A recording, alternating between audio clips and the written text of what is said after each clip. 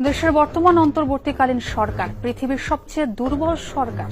দেশের জনগণ সমর্থন দেওয়ার পরও আইন শৃঙ্খলা পরিস্থিতির উন্নতি ঘটাতে পারেনি, এমন মন্তব্য করেছেন।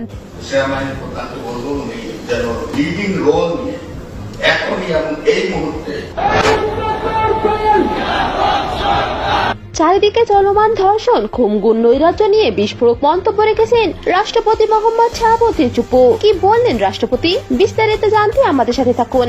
শেখ হাসিনা দেশ ত্যাগের পর দেশের চলমান পরিস্থিতি নিয়ন্ত্রণ হাতের বাইরে চলে গেছে। চারিদিকে ধর্ষণের মতো জঘন্য অপরাধ সংঘটিত হচ্ছে, যা নিয়ে ডক্টর ইউনূসকে উদ্দেশ্য করে রাষ্ট্রপতি বলেন, দেশ রক্ষায় এখন একমাত্র উপায় সেনাবাহিনীকে কঠোর অবস্থান গ্রহণ করা। এখনই এবং এই মুহূর্তে আইন শৃঙ্খলা যেটা নষ্ট হয়ে যাচ্ছে, একদম লবলেসনেস হয়ে যাচ্ছে, মানুষ ঘর থেকে বেরোতে পারছে না। এদিকে বৈঠক শেষে রাষ্ট্রপতি বলেন, আসন্ন নির্বাচনে স্বাধীনতা সপক্ষে শক্তিকে ক্ষমতায় আনতে দেশের মানুষকে এগিয়ে আসতে হবে। সামনে জাতীয় নির্বাচন, তবে লক্ষ্য রাখতে হবে যে সরকারি যাকেই নির্বাচিত করুক অবশ্যই তারা যেন মুক্তিযুদ্ধের সপক্ষের হয়।